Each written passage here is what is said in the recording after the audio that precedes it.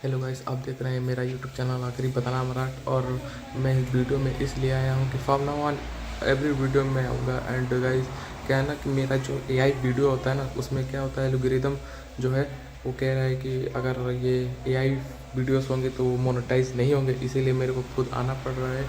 And अगर ये video की क्वालिटी लो लग रही है तो गाइस मैं फ़ोन से ही कर रहा हूँ, एंड्रॉयड फ़ोन से, तो इसमें कौन सी भी क्वालिटी नहीं होती है, बढ़िया फ़ोन नहीं है मेरे पास, तो मैं इसी से एआई वीडियोस बनाता हूँ। अगर आपको मेरी एआई वीडियोस पसंद आती है तो प्लीज़ सब्सक्राइब कर देना।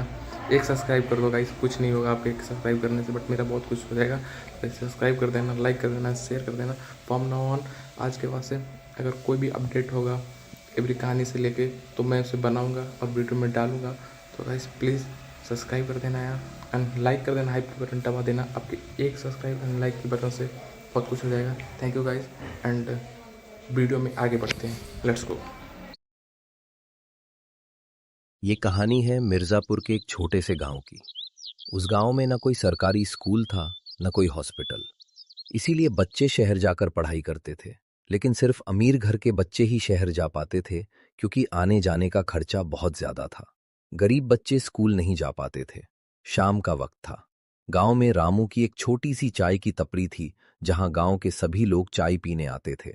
सिर्फ बैठने के लिए नहीं, बल्कि उसकी चाय और समोसे इतने स्वादिष्ट थे कि जो एक बार खा ले उसका स्वाद मुंह में बस जाता था। किशन और धीरज दो भाई थे। उनके माता पिता बरसों पहले गुजर चुके थे। किशन बड़ा भाई था और बहुत मेहनत करके अपने छोटे भाई धीरज को पढ़ाता था। लेकिन धीरज और ज्यादा पढ़ना चाहता था। भाई मुझे और भी पढ़ना है। मुझे किसी भी तरह माँ बाप का, आपका और इस गांव का नाम रोशन करना है। मुझे शहर के कॉलेज में एडमिशन करा दो ना भाई। आप ही तो मेरे सहारा हो। अरे धीरज, तू ये क्या बोल रहा है? क्या मैं तुझे इतनी दूर तक इसलिए पढ़ाया है कि तू रुक जाए? मैं तुझे कल ही शहर ले जाऊंगा और बड़े कॉलेज में एडमिशन कराऊंगा। जब तक मैं जिंदा हूं, तुझे कोई तकलीफ नहीं होने दूंगा। तभी पीछे से चाय वाला रामू बोला, तुमने सही निर्णय लिया है किशन भाई। तुम्हारे जैसा भाई सबको मिले। ऊपर वाले से यही दुआ करता हूँ। अगर शहर जा रहे हो तो देर मत करना। बरसात का महीना आने वाला है।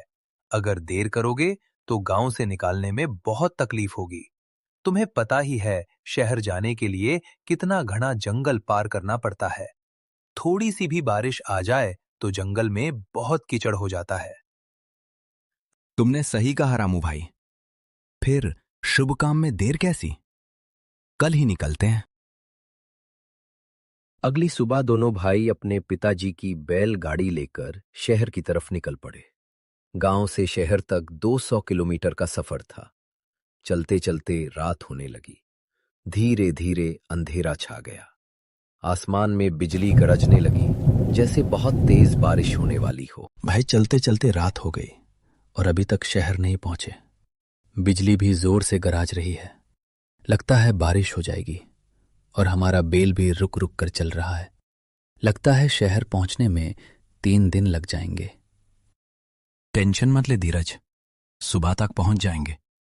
और ये बैलगाड़ी ऐसे चल रही है जैसे 3 दिन से कुछ खाया ना हो। सुबह ही तो कितना सारा चरा खिलाया था। धीरे धीरे हवा तेज होने लगी। बिजली जोर जोर से गरजने लगी। कुटों की भौंकने की आवाज आने लगी। जंगल का माहौल अचानक बदल गया। यार इतना घना अंधेरा है, कुछ दिख भी नहीं रहा। ऊपर से कुत्तों की भौंकना, तेज हवा और अचानक बिजली गरजना। मुझे ये सब ठीक नहीं लग रहा। अरे भाई, हवा तेज हो गई तो इसका मतलब ये थोड़ी है कि भूत आ जाएगा। आप भी ना पिछले गांव की दादी की तरह कहानी बनाने लगते हो। कभी जंगल में भूत, कभी मंदिर के पीछे, कभी रोने की आवाज। हमें क्या, हम तो शहर पहुंचकर इस मौसम का मजा लेंगे। बारिश आ जाए तो और अच्छा। बचपन में कितना मजा करते थे बारिश में, याद है ना भाई? तू हर बात मजाक में लेता है। इतने अंधेरे में चलना मुश्किल हो रहा है और तुझे बचपन याद आ रहा है। चुपचाप बैठ। अचानक तेज बारिश शुरू हो गई। बैलगाड़ी के पाहिए कीचड़ में फंसने लगे। तभी धीरज ने आगे रोशनी देखी। धीरज, आगे देख। इतने घने जंगल में ये रोशनी कहां से आ रही है? जैसे कोई हवेली हो। लेकिन इतने जंगल में हवेली? भाई, इतनी तेज बारिश में और कहाँ जाएंगे? आज की रात वहीं रुक जाते हैं, सुबह होते ही निकल जाएंगे। ठीक है, लेकिन तू चुप रहेगा। जो बोलना होगा मैं बोलूंगा। दोनों हवेली के दरवाजे पे पहुंचे। अरे धीरज, ये हवेली तो बहुत ही ज्यादा पुरानी लगती है। मुझे नहीं लगता कि इस हवेली में कोई है, और मुझे लगता है कि ये हवेली बरसों से बंद पड़ी है। अरे भाई, आप एक बार किसी को बुलाकर तो देखिए।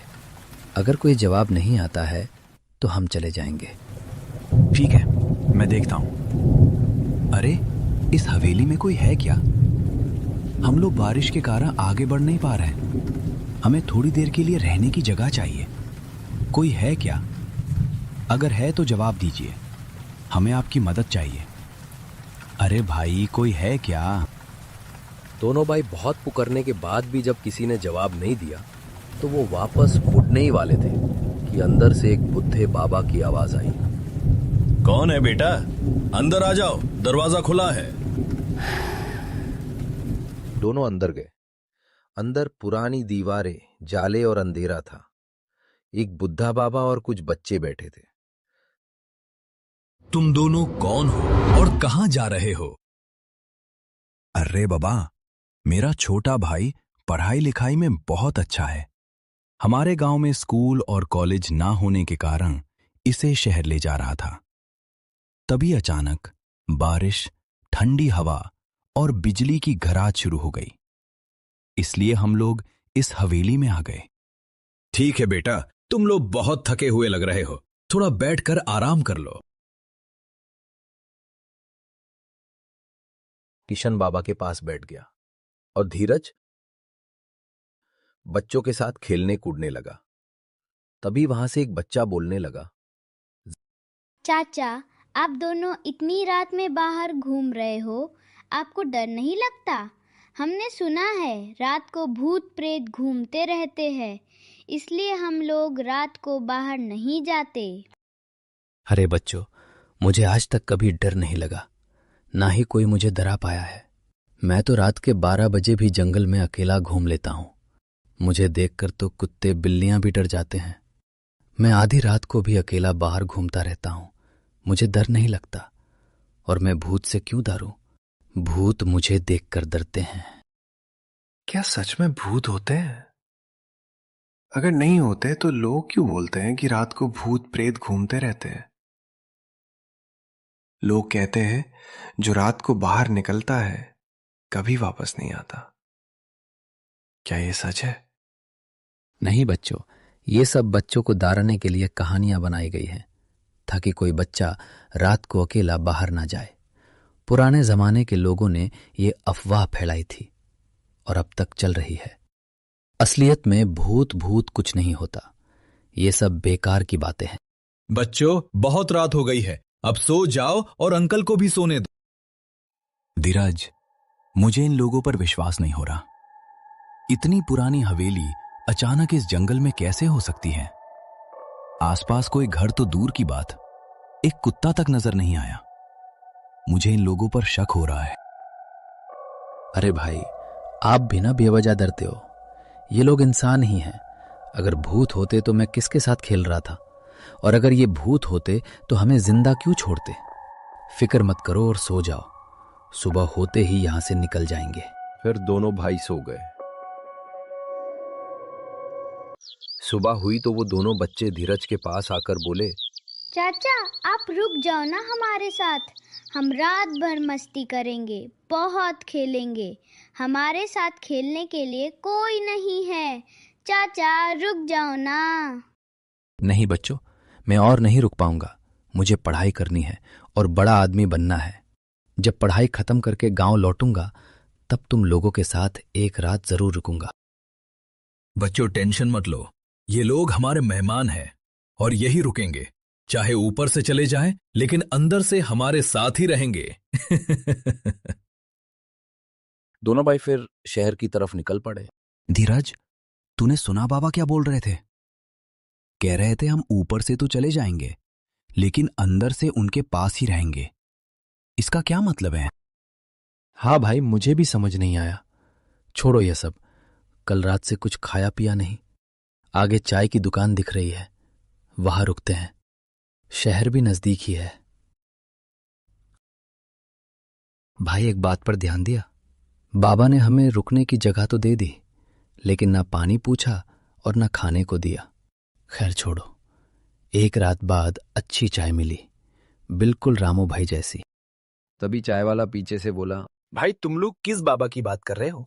जंगल वाली हवेली में एक बुढ़ा बाबा अपने पोते पोती के साथ रहता है।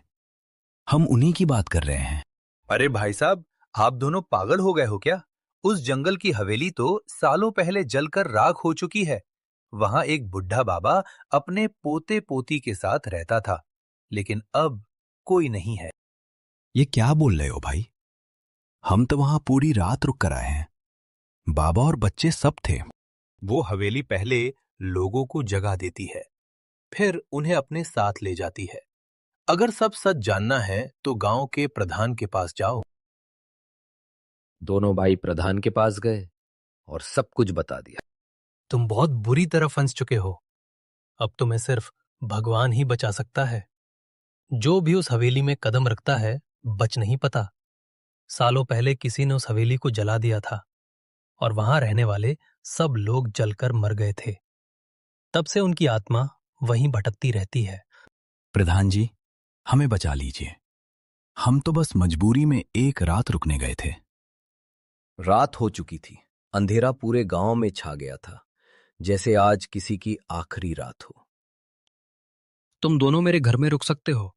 जब तक मैं साथ हूं तुम्हें कुछ नहीं होगा, लेकिन रात को बाहर मत निकालना। प्रधान चले गए। भाई अंदर सोच में बैठे थे।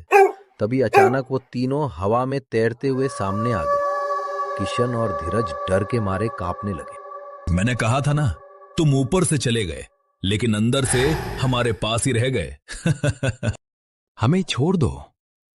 हमने कौन सा पाप किया है? फिर वो आत्मा दोनों को अपने साथ ले गई।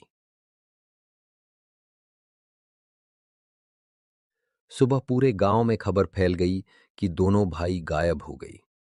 और तब से उस हवेली में चाहे कोई कितनी भी रात को फंस जाए, कोई वहां रुकने की हिम्मत नहीं करता।